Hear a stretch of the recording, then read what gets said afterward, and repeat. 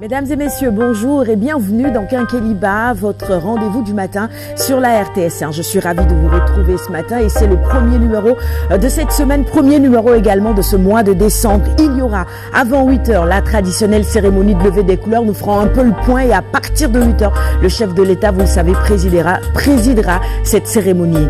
Mais avant cela, sur le plateau, les chroniques du lundi, le sport avec Kumba, tendance avec Nafissa Air, et puis nous retrouverons évidemment Aïssatou pour sa chronique Jeunesse Action. Nous avons le plaisir de recevoir ce matin sur le plateau Monsieur Emmanuel Bouressa, représentant régional de Brooke. Il s'agit d'une ONG et nous serons davantage quelles sont les missions de cette ONG à partir de 7h lorsqu'il sera interrogé par Alioune Badaraka. Monsieur Bouressa, bonjour, bienvenue sur le plateau de Quinqueliba. Alioune Badara, aujourd'hui, on s'intéresse à une ONG assez particulière quand même. Hein. C'est vrai, qui fait la promotion des équidés pour quand même qu'on puisse davantage accorder de l'importance pour qu'ils puissent vraiment s'épanouir aussi et qu'ils soient bien traités, parce qu'on sait que ces équidés, je parle des chevaux et des ânes de traite quand même, abattent un travail titanesque partout où puisse aller en Afrique de l'Ouest, surtout ici au Sénégal et un pays presque voisin, le Burkina Faso. D'ailleurs, deux pays qui ont servi un peu de référence à l'ONG Brooke dans l'étude qu'elle mène actuellement pour voir l'impact économique des équidés sur ces pays-là, dans ces pays plutôt. Donc ce serait l'occasion de s'arrêter et on va le faire avec cette ONG, donc comme tu l'as dit, qui est si particulière, oui. Parce que souvent les ONG ne s'intéressent qu'à une seule espèce. L'espèce humaine. Alors, mais cette fois-ci, cette ONG-là s'intéresse aux équidés, à ces chers chevaux et ânes qui nous rendent tellement de services. C'est ça, c'est pour cela que je parlais d'une ONG assez particulière. On en connaît qui se battent pour les enfants et bien d'autres secteurs encore, mais les chevaux, ça je découvre ce matin, mais c'est bien, c'est tout à fait intéressant. Et donc, je le rappelle, nous avons ce matin le plaisir de recevoir sur le plateau Monsieur Emmanuel Bouressa, qui est le représentant régional de Brooke. Et on va parler de la filière équidée, ces braves chevaux plutôt et ânes de traite, en tout cas qui nous sont tellement utiles. Il y a beaucoup de villes du Sénégal, en tout cas, qui tirent profit de ces animaux-là. Je pense à Touba, à l'occasion du Grand Magal. C'est extraordinaire quand on voit tous ces animaux de traite qui assurent quand même la dépense quotidienne à leurs propriétaires. Donc c'est pour dire encore une fois leur importance sur le plan économique. Vous allez davantage nous détailler quand même le rôle économique. Mais d'abord, on va faire un peu d'histoire avec vous sur déjà les origines de l'ONG Brooke. Qu'est-ce qui a été à l'origine de sa création? Quelle est cette prise de conscience-là qui a amené les créateurs de Brooke à se dire mais il faut une ONG qui va s'occuper des équidés. Quelle a été cette prise de conscience? Merci Monsieur Kane, bonjour Sarah, mesdames, bonjour. Et merci pour l'excellente tasse de Quinqueliba qui m'a été servie. Je pense que c'est important de le mentionner. Alors pour revenir à Brooke, c'est une ONG britannique qui existe depuis 1934, donc plus de 80 ans d'existence, et qui a été créée en Égypte. En fait, le nom vient du nom de famille de la fondatrice qui s'appelait Dorothée Brooke, qui est une dame anglaise qui a vécu avec son mari en Égypte et qui à l'époque s'est émue en fait des conditions de vie des chevaux qui en fait avaient été utilisés pendant la Première Guerre mondiale. Vous savez qu'à l'époque, justement, ces animaux étaient utilisés pour la guerre et après la guerre, ils étaient ramenés dans des pays comme l'Égypte où ils étaient utilisés pour le transport. Donc vous imaginez ces animaux qui ont souffert justement du stress parce que ces animaux ont quand même des sentiments, qui sont revenus et qui sont utilisés comme des bêtes de somme. Alors, elle a vraiment eu pitié de ces animaux, elle a eu de la compassion et elle a décidé de mettre en place ce qu'on appelait initialement l'hôpital de Brooke pour les animaux. Donc, c'était d'abord un hôpital vétérinaire qui prenait en charge ces équidés-là, notamment les chevaux. 80 années d'existence, l'organisation s'est développée. Nous sommes actuellement dans 11 pays. Au Sénégal depuis 2011. Et nous couvrons essentiellement les équidés de trait. Il s'agit des chevaux, ânes et mulets qui sont utilisés pour le transport, pour l'attraction. Comme on l'a dit tout à l'heure, les chevaux de course, souvent, ils sont dans de meilleures conditions parce que leurs propriétaires ont quand même les moyens de s'en occuper. Alors qu'ici, on parle de ces chevaux et de ces ânes qui sont utilisés, je dirais, par les petits propriétaires et utilisateurs à diverses fins. Voilà. Et ça, on ne dit pas souvent, durant ce premier conflit mondial-là, beaucoup de ces chevaux ont reçu des distinctions militaires. Tout à fait. Des médailles de guerre pour leur bravoure sur le champ de bataille. C'est pour dire encore une fois qu'ils ont été toujours fidèles à l'homme, quelles que soient les circonstances. Alors maintenant, pour une meilleure prise, prise en compte de protection plutôt de ces équidés-là, il faut que les propriétaires soient conscients de leur rôle aussi, des avantages qu'ils octroient sur le plan économique. À ce niveau, qu'est-ce que vous faites pour les amener à vraiment mieux protéger, mieux s'occuper de leurs bêtes? Très bien. Alors, le focus de l'organisation, comme je dis, c'est le bien-être animal. On parle d'animal welfare. Ouais. Et souvent, quand on en parle, les gens se disent bien-être animal. Mais que se passe-t-il du bien-être des populations, des communautés? Et nous essayons de mettre en relation justement ce lien entre amélioration du bien-être animal et amélioration du bien-être des communautés, parce que ces animaux-là servent les communautés. Notre action tourne autour de 3 axes. Le premier, c'est ce que nous appelons l'engagement communautaire. C'est d'abord former les propriétaires et les utilisateurs à s'occuper de leurs animaux. On développe un principe que nous appelons le principe des 5 libertés et qui peut être rapporté justement aux humains. Aujourd'hui, un animal, il a besoin de manger et de boire. Il a besoin d'être abrité. Il a besoin de soins. Il a besoin, on devrait éviter en tout cas de le faire souffrir ou de le taper. C'est comme en fait un enfant. Et souvent quand on en parle et qu'on fait le lien entre communauté et justement animaux, c'est à ce moment-là que les gens prennent conscience qu'effectivement ce sont des animaux qui sont sensibles et qui ont besoin qu'on les prenne en charge. Donc le premier volet, c'est vraiment sensibiliser les communautés, les informer et les former sur les bonnes pratiques d'entretien de ces animaux en termes d'alimentation, d'hébergement, etc. Accès aux soins de service. Le deuxième volet de notre action, qui est aussi un volet tout aussi important, c'est la formation des prestataires de services. Quand on parle de prestataires de services, il s'agit des vétérinaires. Nous avons la chance d'avoir au Sénégal une école vétérinaire qui couvre presque toute l'Afrique de l'Ouest. Mais le bien-être animal n'était pas réellement une problématique qui était prise en compte et la formation sur les équidés n'était pas réellement également une problématique bien prise en compte. Aujourd'hui, nous sommes en train de travailler avec l'école vétérinaire. Nous avons d'ailleurs signé un protocole pour que la formation des praticiens, en tout cas des vétérinaires, prennent en compte ces équidés et leur bien-être. Nous formons également une autre catégorie qui est un peu moins bien connue, ce sont les maréchaux ferrants. Ce sont ces personnes-là qui font le parage des chevaux et des ânes. Et en fait, les pieds des chevaux ou des ânes, c'est comme en fait le moteur d'une voiture. On a l'habitude de dire pas de sabots, pas de cheval. Parce que en fait, quand justement ces sabots ne sont pas bien entretenus, ça crée des problèmes. Et vous verrez parmi les problèmes que l'on retrouve dans certaines zones comme le Ferlo, c'est beaucoup d'animaux qui boitent, qui ont les pattes brisées parce que justement, soit ils sont surchargés, mais également parce que le parage n'est pas fait. Et le troisième volet, c'est en collaboration avec l'État, c'est le plaidoyer que nous faisons, justement pour que des textes soient mis en application, pour lutter surtout contre la maltraitance. Parce qu'il arrive qu'il y ait quelquefois des cas de maltraitance assez gratuite de la part des propriétaires. Je vais vous donner 2 exemples qui sont assez sensibles. Au Sénégal, il y a une pratique qu'on appelle la pratique du démarreur. C'est lorsque le cocher tape sur les testicules de l'animal pour le faire avancer. C'est une pratique qui est très douloureuse et qui est très gratuite. Dans un pays de la sous-région que je ne citerai pas, il y a une pratique qui consiste à prendre une aiguille, à la faire passer sur l'échine de l'animal. Et à chaque fois que l'on veut que l'animal démarre, on tape sur l'aiguille et bien sûr, elle va démarrer.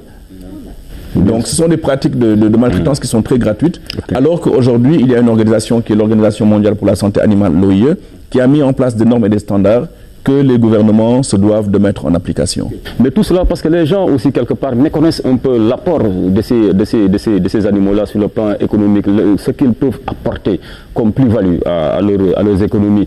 Mais il y a 2 pays phares qui vous ont servi de modèle dans une étude que vous êtes en train de mener pour encore une fois revenir sur l'importance économique de ces équidés-là. C'est le Burkina et le Sénégal. Quand on parle quand même de la filière équine ici en Afrique de l'Ouest, c'est surtout ces 2 pays-là qui sont mis en avant. C'est normal, c'est des pays sahéliens où les chevaux sont très présents. Peut-on avoir une idée un peu du rôle économique des équidés pour ces 2 pays-là, même si je sais que l'étude n'a pas été totalement bouclée? Oui, nous venons de lancer effectivement une étude sur la contribution économique des équidés de trait, je dirais, c'est une redondance, à l'économie nationale. C'est surtout sur le Sénégal. Nous allons certainement le faire au niveau du Burkina. Nous intervenons dans ces 2 pays. Au Sénégal, nous avons commencé depuis 2011. Le Burkina, c'est seulement depuis l'année dernière. Et ces 2 pays comptent plus ou moins une population égale d'animaux, 1 million dans chacun des pays. Au Sénégal, nous avons 50% d'ânes et de chevaux, 50-50, alors qu'au Burkina, nous avons presque 96% d'ânes et très peu de chevaux. Alors, nous avons lancé cette étude justement parce que nous avons eu le sentiment que pour pouvoir aller vers les décideurs et plaider pour la cause de ces animaux, il faudrait qu'on puisse venir avec des preuves tangibles de leur contribution. L'étude vient d'être lancée, nous n'avons pas encore les résultats, mais je pense qu'aujourd'hui, si on essaie de voir au niveau du Sénégal les différentes zones géographiques, si nous prenons Dakar, vous verrez que tout le transport aujourd'hui, du gaz, du ciment, du fer pour la construction, se fait à dos de cheval. Si nous ressortons vers Rufisque, Thiès, vous avez les calèches, le transport des personnes, le transport des biens. Il y a une réglementation qui dit, sur une calèche, il devrait y avoir 2 personnes plus le cocher. Vous vous retrouvez avec des calèches où il y a 4, 5, 6 personnes, une surcharge énorme. Pour des animaux, justement, qui ne sont pas bien nourris pour porter ces populations-là. Si nous repartons un peu, vous l'avez cité tout à l'heure, Touba, le transport des personnes se fait à dos d'âne principalement, lors du Magal, etc. La réglementation aussi a fixé un certain nombre de personnes sur une charrette asine ou équine, 8, 9, mais vous allez avoir des charrettes qui vont porter 15 personnes avec des animaux qui ne sont pas non plus en état de le faire. Si on remonte vers le Ferlo, où la problématique de l'eau est une grosse problématique, vous avez des villages qui, pour accéder à l'eau, doivent faire 25 km, des populations qui doivent faire 25 km pour aller trouver de l'eau. Et ce transport qui se fait quotidiennement se fait à dos d'âne. Et ces animaux vont porter des charges de 1500 à 2000 litres d'eau. Et le paradoxe, ça c'est ce qu'on a vu aussi dans les activités que nous avons menées. Vous allez voir quelqu'un qui va prendre 3-4 ânes, les charger, aller au forage, remplir les fûts d'eau et revenir au village, sans pour autant avoir assuré l'abreuvement de l'âne au niveau du forage. Mais l'eau qui est transportée, c'est pour les petits ruminants, c'est pour les bovins et pour la famille, et pas pour les ânes.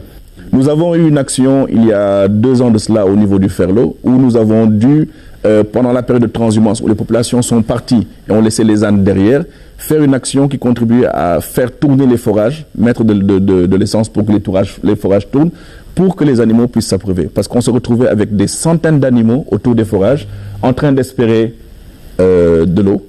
Et malheureusement, cette eau n'étant pas disponible, on a retrouvé des cadavres et des centaines d'animaux ont été perdus dans cette zone. C'est dommage. Allez-y, je vous en prie. Déjà, vous avez apporté avec vous un arrêté interministériel portant réglementation du transport par des véhicules à traction animale. Je pense que ça, c'est extrêmement important que le cadre législatif puisse exister. Maintenant, il faut aussi vulgariser cela pour que les gens puissent davantage savoir ce que disent les textes. Et surtout, ceux-là qui sont les propriétaires. Ça doit vous fendre le cœur parfois de voir dans la circulation des chevaux qui sont dans des états vraiment piteux. Alors quand vous voyez ça, qu'est-ce que vous faites? Vous dites, bon, on est une ONG, on s'occupe du bien-être des animaux, on va interpeller cette personne tout de suite. Qu'est-ce que vous faites quand vous voyez ça, par exemple, dans la rue? Alors, c'est une très bonne question. Nous sommes une ONG et nous venons en soutien à l'État. Nous ne faisons pas d'intervention directe parce que le Sénégal a quand même un cadre législatif assez bien organisé avec un bon maillage de vétérinaires, etc.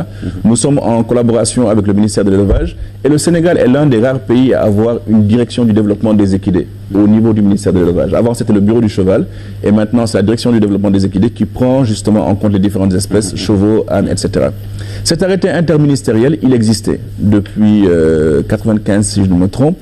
Et nous avons, l'année dernière, retravaillé dessus avec le ministère pour le réactualiser, pour prendre en compte les normes sur le bien-être animal qui ont été édictées par l'OIE, comme je le disais, et justement pouvoir permettre de prendre aussi en compte les ânes dans l'arrêté, parce qu'initialement, c'était seulement les chevaux. Alors, cet arrêté, il introduit plusieurs dispositions qui sont très intéressantes. L'une, c'est que tout animal, ou en tout cas tout cheval qui fait du transport, devrait avoir un livret signalétique et sanitaire. Ce livret a une double fonction. Il permet d'abord, en cas de litige, de pouvoir reconnaître l'animal parce qu'il y a une signalisation de l'animal, mais également, il permet de suivre les actes vétérinaires qui sont posés et de voir si l'animal est traité, s'il est suivi, etc. L'arrêté introduit une autre disposition qui est la carte de cocher.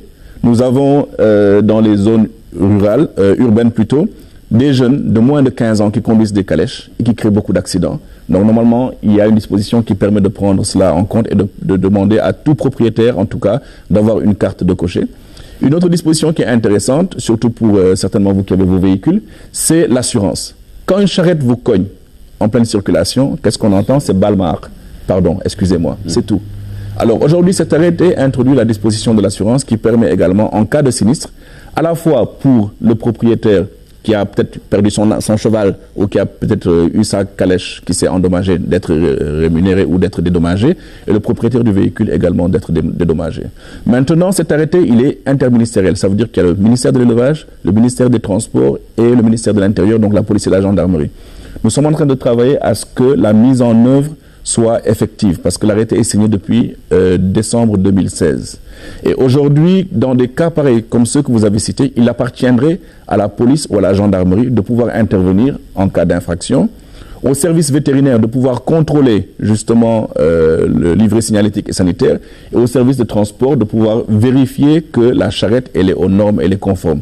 Parce que dans certains cas de figure, vous verrez une charrette d'abord qui n'est pas aux normes, les fers qui traînent de partout, qui est en surcharge, l'animal qui n'est pas bien portant avec des blessures, etc. Et donc, il appartient réellement à l'État de prendre cela en compte. Mais nous accompagnons dans la sensibilisation. Nous avons récemment fait une série de sketchs avec Saner, pour ne pas le nommer, justement de façon humoristique, parler de la question des équidés, mais aussi de façon assez sérieuse, évoquer les dispositions de l'arrêté interministériel. Nous avons fait passer au niveau de la RTS une bande-annonce, justement, qui retrace les dispositions de l'arrêté, et nous comptons vraiment sur le gouvernement pour la mise en application effective. C'est Alioune Badara. Moi, ma question rejoint un peu celle de Sarah, parce que vous êtes arrivé au Sénégal en 2011, donc vous avez dit, mais avant, il y a des dispositions qui ont été prises dans l'arrêté, mais il y a aussi SOS Cheval, qui permettait aux membres de cette organisation, si toutefois ils ont des cartes, les membres de SOS Cheval, ils ont des cartes qui leur permettent d'intervenir en cas dans la circulation. Par exemple, moi, si j'ai la carte, si je vois qu'il y a un cheval qu'on est en train de maltraiter, je peux intervenir directement en présentant ma carte et en demandant au charretier d'arrêter, de récupérer même tout ce qu'il a. On peut même transporter le cheval pour le protéger, l'entretenir. Je ne sais pas, vous, est-ce que vous avez eu vent de l'existence de cette organisation? Oui. Et est-ce que vous collaborez avec eux? Parce que c'était dirigé par notre ami Salam Gueye, qui est de l'équitation, qui est aussi conseiller du président de la République. Tout à fait. Le président Salam, que je salue par l'occasion, effectivement, nous le connaissons. SOS Cheval est un des pionniers, en fait, dans le domaine de la protection des animaux. Il y a d'autres organisations, hein, à Rufisque, vous avez une organisation qui s'appelle ARPA, à Thiès, ASPAES. Ce sont des initiatives qui ont été développées. Nous n'avons pas de relation. Voilà, c'est de manière éparpillée. Mais nous nous retrouvons tous au niveau du ministère de l'élevage. Il y avait un comité qui était mis en place, qui s'appelle le CONOFE à l'époque, qui était un comité mis en place pour le développement de la filière. Il y a des activités, des actions qui sont menées par le ministère de l'élevage, et toutes ces organisations dont nous avons parlé se retrouvent au sein de cette direction. Dernière question, oui. Bon, merci Sarah. Bon, on a constaté aussi que souvent quand ils sont en fin de vie, ces animaux-là sont presque à la limite abandonnés et finissent vraiment tristement leur existence. Alors, est-ce que vous ne penseriez pas peut-être à la création d'écuries pour qu'ils puissent être dans des conditions dignes avant carrément leur dernier souffle? Est-ce que vous y pensez? Alors, deux choses. La première chose, c'est qu'il y a beaucoup de propriétaires qui ont de la compassion pour leurs animaux.